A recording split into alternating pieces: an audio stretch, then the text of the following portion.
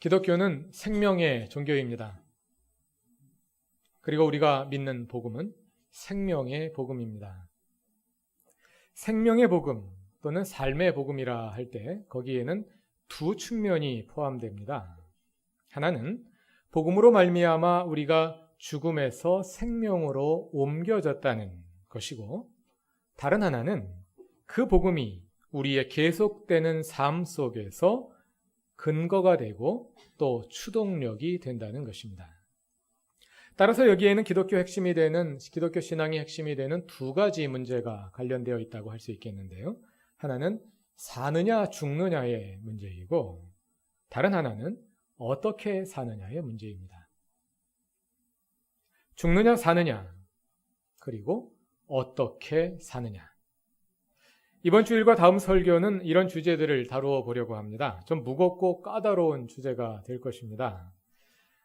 또 오늘은 본문의 특성상 헬라어 원문을 깊이 들여다보면서 설교를 이어갈 것이기 때문에 이게 신학교 강의실인지 예배인지 헷갈리시는 분들도 아마 있을 수 있을 것입니다. 지루하고 머리가 아프실 수도 있지만 우리의 신앙의 본질과 관련된 문제들이기 때문에 한 번은 머리가 아프더라도 깊이 진지하게 숙고해 봐야 할 그런 문제이기 때문에 그렇게 마음 먹고 경청해 주시면 고맙겠습니다. 죽느냐 사느냐, 그리고 어떻게 사느냐. 우리의 구원은 첫 번째 문제일까요? 두 번째 문제일까요? 전통적으로 한국 교회는 구원을 삶의 한 측면, 즉 죽느냐 사느냐의 문제로만 보아온 경향이 있습니다. 반면에 삶의 또 다른 측면, 즉 어떻게 사느냐 하는 문제는 부차적인 것으로, 그러니까 우리의 구원과 직결되지 않는 것으로 간주해 왔습니다. 그것을 잘 보여주는 것이 구원의 방주라는 비유입니다. 교회를 여러 가지로 비유합니다만 가장 많이 사용되는 비유 중 하나가 교회는 구원의 방주라는 거죠. 세상의 바다에 수많은 영혼들이 빠져서 죽어가고 있습니다. 방주의 비유가 말하고자 하는 것은 교회가 그 영혼들을 건져내어 살려주는 배라는 것입니다. 그래서 한국교회는 지금까지 세상의 바다에 빠진 사람들을 하나라도 더 건져내어 교인이 되도록 만드는 일에 모든 힘을 쏟아왔습니다. 그러나 그것으로 끝은 아니죠. 죽음의 바다에서 건져내서 배에 태운 것까지는 좋지만 그 다음은 어떻게 해야 할까요? 방주의 비유는 그 점에 대해서는 잘 설명해 주지 못합니다. 그러나 굳이 그 비유를 가지고 확장시켜 보자면 바다에 빠진 사람을 건져냈으면 그 사람을 닦아주고 입혀주고 먹여주고 아픈 데가 있으면 고쳐주고 또 계속해서 사람 구실을 잘 할 수 있도록 이끌어주고 가르쳐 주어야 하겠는데요. 지금까지 우리는 이런 일들은 구원과 직결되는 문제가 아니라고 생각해 온 것입니다. 그동안 한국교회는 방주로서의 역할을 아주 잘 해냈습니다. 한국교회는 그 짧은 기간 안에 수많은 사람들을 세상의 바다로부터 건져냈고, 그래서 한국교회의 방주는 양적으로 짧은 시간에 급성장을 했던 것입니다. 그러나 사람들을 세상의 바다에서 건져내어 배에 태우는 일에만 몰두하고 그 사람들을 잘 가르쳐서 그리스도인다운 그리스도인으로 만드는 일은 소홀히 하다 보니 그 사람들이 세상 물이 빠지지 않은 채로 교회에 들어와 교회를 가득 채우고 교회를 세상 물로 더럽히고 이제는 교회나 세상이나 더럽기가 매일반인 교회와 세상을 구별하기가 힘든 그런 지경에 우리가 이르게 된 것입니다. 사회학적으로 보자면 이것은 교회의 자정 능력에 비해서 교회 성장의 속도가 너무 빨랐기 때문에 일어난 일이라고 설명할 수 있을 것입니다. 그러나 저는 목회자이자 신학자로서 좀 더 본질적인 고민을 하게 됩니다. 그것은 복음이라는 것이 과연 무엇일까? 우리의 구원이란 과연 사느냐 죽느냐의 문제만 관련된 것일까? 어떻게 사느냐 하는 문제는 구원과 무관한 것일까 하는 고민입니다. 이에 대해서는 그동안 설교를 통해서 여러 번 강조해 왔기 때문에 아마 여러분들은 오늘 제가 무슨 말을 하려고 하는지 다들 짐작하고 계실 겁니다. 생명의 복음은 사느냐 죽느냐의 문제에 대한 답이면서 동시에 어떻게 사느냐 하는 문제에 대한 답이기도 합니다. 오늘 함께 읽으신 갈라디아서 2장 20절에서 그 답을 찾고자 합니다. 나는 그리스도와 함께 십자가에 못 박혔습니다. 이제 살고 있는 것은 내가 아닙니다. 그리스도께서 내 안에 살고 계십니다. 내가 지금 육신 안에서 살고 있는 삶은 나를 사랑하셔서 나를 위하여 자기 몸을 내어주신 하나님의 아들을 믿는 믿음 안에서 살아가는 것입니다. 이 말씀은 사느냐 죽느냐의 문제에 대한 답일까요? 아니면 어떻게 사느냐의 문제에 답하고 있는 걸까요?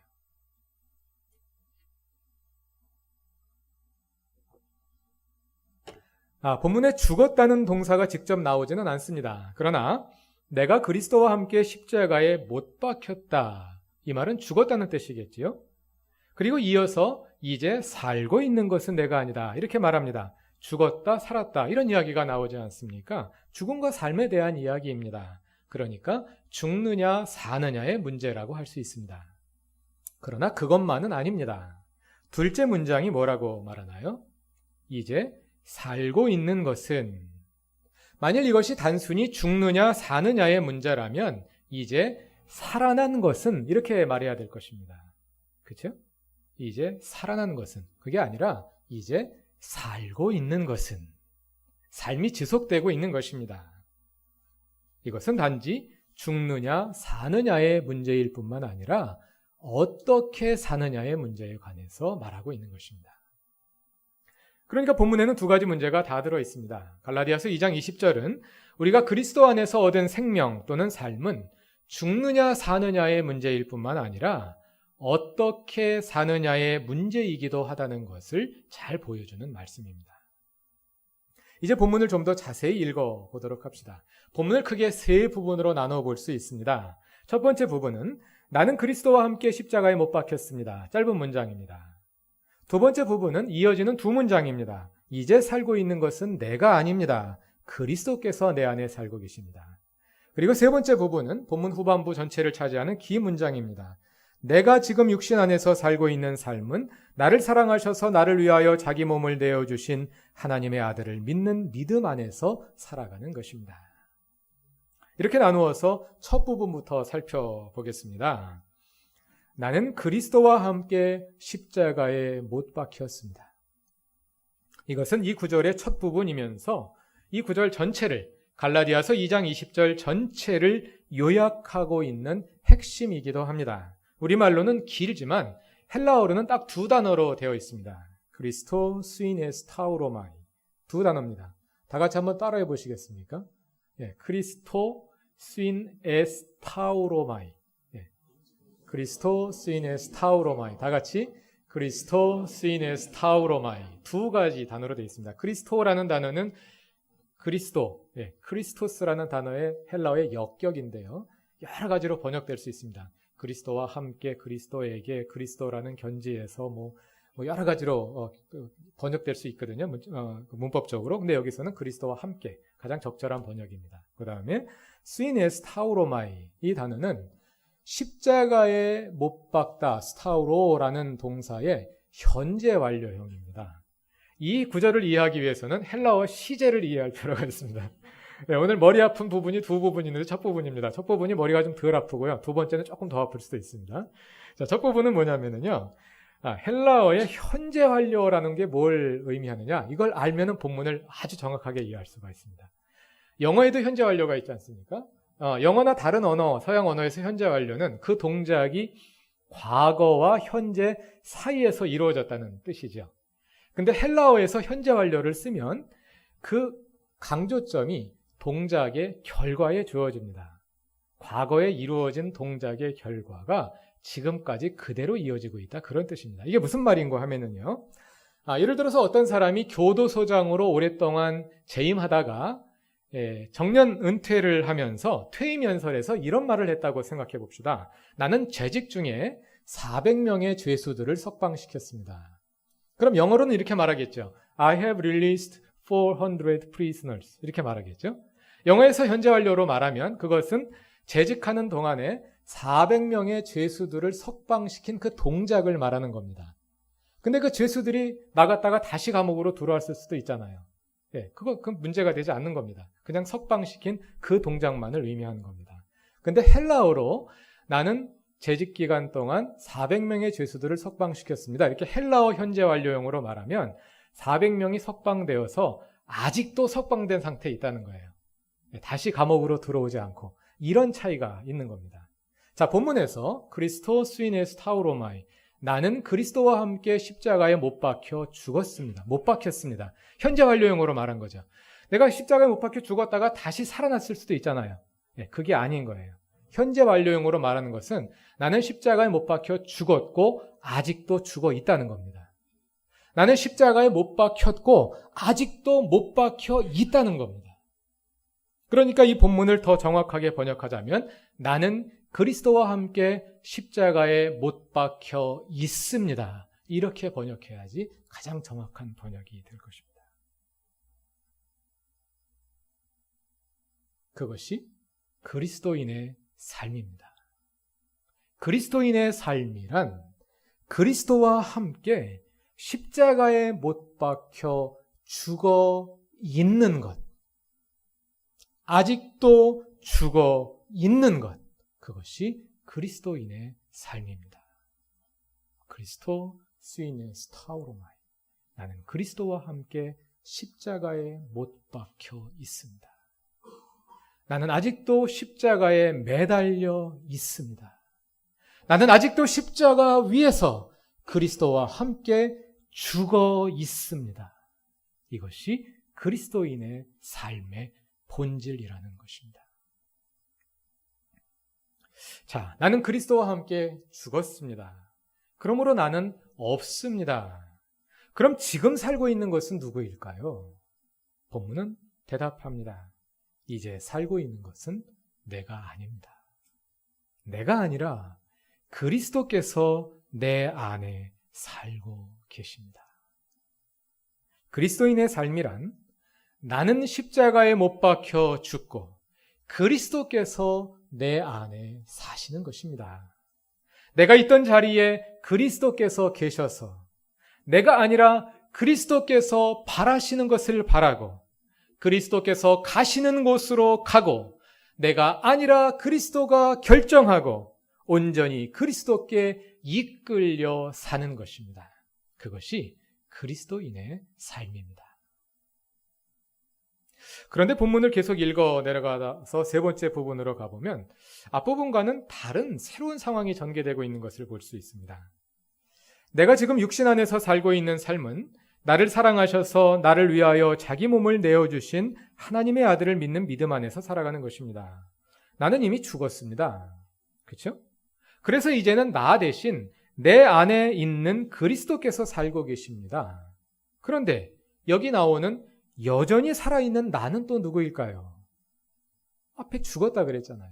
죽었기 때문에 내가 아니라 그리스도께서 살아있다고 했는데 뒷부분으로 가니까 내가 아직도 살아있단 말이죠. 그 나는 누구일까요? 앞에 나오는 나와는 다른 나이겠지요. 과거의 나는 그리스도와 함께 십자가에 못 박혀 죽었고 지금도 죽어 있고 새로운 내가 살고 있는 것입니다. 사탄의 지배하에 살아가던 나, 욕망을 따라 살아가던 나, 나의 고집을 따라가다 살아가던 나, 그 나는 죽었습니다. 지금도 십자가에 못 박혀 매달려 있습니다. 없습니다. 그런데도 내가 여전히 살아있습니다. 그 나는 어떤 나이겠습니까? 새로운 나가 살아있는 것입니다. 그 나는 어떤 나이냐 하면 나를 사랑하셔서 나를 위하여 자기 몸을 내어주신 하나님의 아들을 믿는 믿음 안에서 살아가는 새로운 나입니다. 여기서 이제 오늘 설교의 두 번째 머리 아픈 부분인데요. 전에 한번 설명드린 적이 있습니다. 하나님의 아들을 믿는 믿음이라는 말이 무슨 뜻이냐?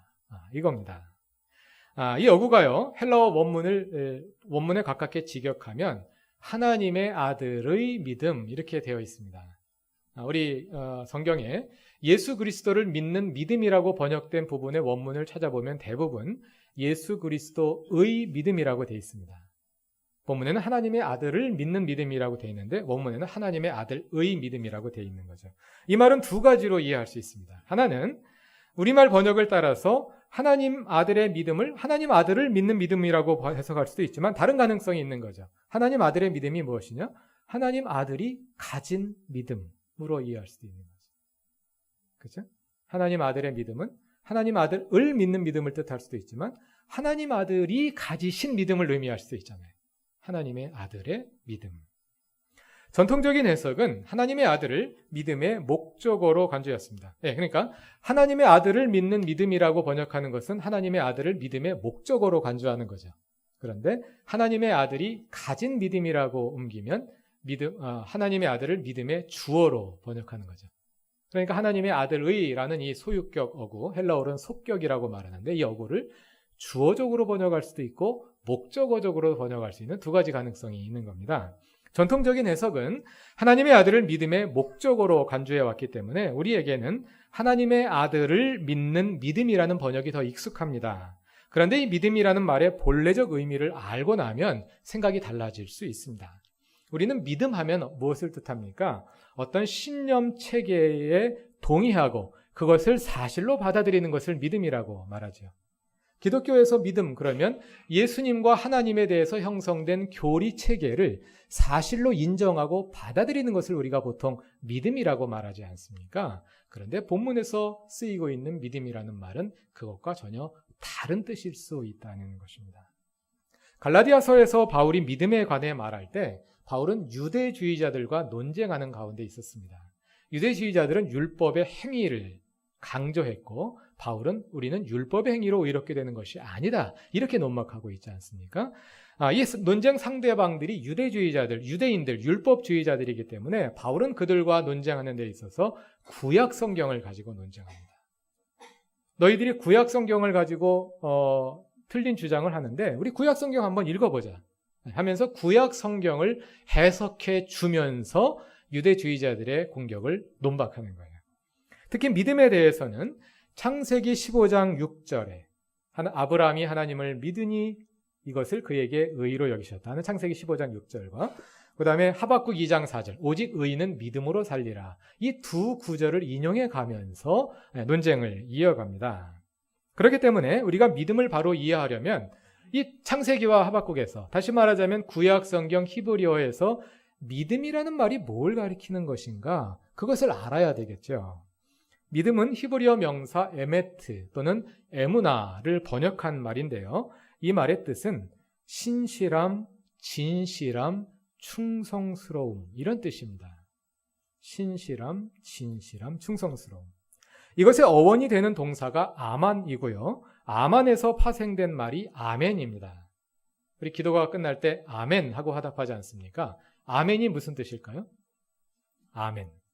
이 말은 진실로 이런 뜻입니다. 진실로. 물론 이제 여기서 진실로 그러니까 내가 그 말에 동의합니다. 이런 뜻일 수도 있죠. 그건 함이고 파생된 뜻이고 원래 뜻은 진실로 이런 뜻입니다. 요한복음에 보면 내가 진실로 너희에게 말하는 이런 구절이 굉장히 많이 나와요. 그런 구절 가운데 많은 경우에는 요한복음은 헬라어로 쓰여져 있는데 진실로 요것만 히브리어로 아람어로 써놨어요. 그래서 아멘 아멘 레고 에이미 이렇게 말합니다. 내가 너희에게 아멘 아멘 말하노니 아멘은 진실로 이런 뜻입니다. 그리고요 누가복음 12장 42절 이하를 보면 지혜롭고 신실한 청지기가 나오죠. 이 신실한 이 말은 믿음의 형용사입니다. 그 다음에 우리가 다음 설교에서는 성령의 9가지 열매를 살펴보려고 합니다만 성령의 9가지 열매 가운데 충성이 있죠. 충성. 사랑과 희락과 화평과 오래 참음과 자비와 양선과 충성과 온유와 절제. 이 충성이라는 말이 믿음이랑 똑같은 단어입니다. 똑같은 피스티스라는 단어인데 이 단어를 믿음이라고 번역할 수도 있고 충성이라고 번역할 수도 있는 겁니다. 그러니까 믿음이라는 말이 동사로 해서 그러니까 형용사적으로 되면 신실한, 부사적으로 쓰이니까 진실로, 명사적으로 쓰이면 신실함, 진실함, 충성스러움 이런 것들을 의미하게 되는 겁니다. 그러니까 구약 성경에서 이 믿음이라는 말은 오늘 우리가 사용하는 믿음이라는 말과는 상당히 다른 의미로 사용되고 있는 것입니다. 아까 말씀드린 것처럼 우리는 믿음하면 그것을 교리체계에 대한 동의로만 간주하다 보니까 우리들에게서 믿음이란 예수를 믿지 않고 예수에 관한 교리를 믿는 믿음으로 바뀌어 버렸어요. 예수님에 관한 교리는 철석같이 잘 믿는데 예수님을 믿지 않습니다. 그것이 우리의 믿음이 가지고 있는 믿음의 한 측면만이 일방적으로 강조된 데서 나타나는 문제라고 할 수가 있겠습니다. 그러면 이 믿음이라는 말을 지금 구약 성경의 히브리어에 쓰이는 대로 신실함, 진실함, 충성스러운 이런 의미를 담아서 다시 번역해 보자면요, 하나님의 아들의 믿음, 이 말은 하나님 아들의 신실하심, 예수 그리스도의 신실하심이라는 뜻이 되겠죠. 그게 또 뭐겠습니까? 그 신실하심이란 무엇을 말하겠습니까? 오늘 본문의 세 번째 부분에 그 의미가 들어 있습니다. 그 신실하심이란 나를 사랑하셔서 나를 위하여 자기 몸을 내어주시기까지 하나님의 구원 계획에 신실하셨던 예수 그리스도의 그 신실하심을 가리키는 것입니다. 그러니까 본문에서 내가 지금 육신 안에서 살고 있는 삶은 나를 사랑하셔서 나를 위하여 자기 몸을 내어주신 하나님의 아들의 바로 그 신실하심 가운데 살고 있는 것입니다. 앞에서 선량한 말을 신실하심이라는 말에 함축하여서 다시 반복한 것이라고 말할 수 있겠죠. 다시 한번 읽어보면 오늘 본문의 세 번째 부분이 의미하는 것은 무엇이냐? 내가 지금 육신 안에서 살고 있는 것은 나를 사랑하셔서 나를 위하여 자기 몸을 내어주신 하나님 아들의 바로 그 신실하심 안에서 살고 있는 것입니다.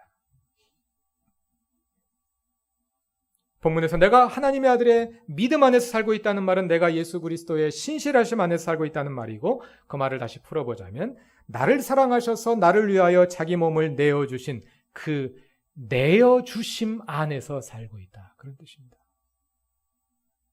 나는 죽었습니다. 이제 살고 있는 것은 내가 아니라 내 안에 그리스도이십니다. 이제 과거의 나는 죽고 없고 새로운 나가 살고 있는데 그 새로운 나는 어떻게 살고 있느냐? 나를 사랑하셔서 나를 위하여 자기 몸을 내어주신 그 내어주심 안에서 살고 있다는 것입니다. 여러분, 구원이 무엇입니까? 과거의 나가 십자가에 못 박혀 죽고 예수 그리스도의 내어주심 안에 있는 새로운 나로 다시 태어나는 것이지 않습니까? 갈라디아서 2장 20절은 그 죽음과 그 삶을 서술하고 있습니다. 그래서 갈라디아서 2장 20절은 죽느냐 사느냐의 문제에 대한 답입니다. 그런데 우리가 여기서 눈여겨보아야 할 점은 죽느냐 사느냐의 문제가 한순간에 이루어지는 것으로 다루어지지 않는다는 것입니다. 나는 지금도 계속 죽어 있고 지금도 계속 살아 있기 때문입니다. 우리가 구원받았다는 것은 우리의 옛 생명이 그리스도 안에서 죽고 그리스도의 십자가와 부활을 통하여 새로운 생명으로 다시 살아난다는 것인데, 그 죽음과 삶은 우리가 예수를 믿었던 그 과거 순간에 이루어지고 지나간 사건이 아니라 지금도 나의 삶 속에서 계속되고 있다는 것입니다. 나는 지금도 계속하여 죽어 있고 지금도 계속하여 살아있는 것입니다. 사느냐 죽느냐의 문제가 순간의 문제가 아니라 우리의 평생의 문제라는 것입니다.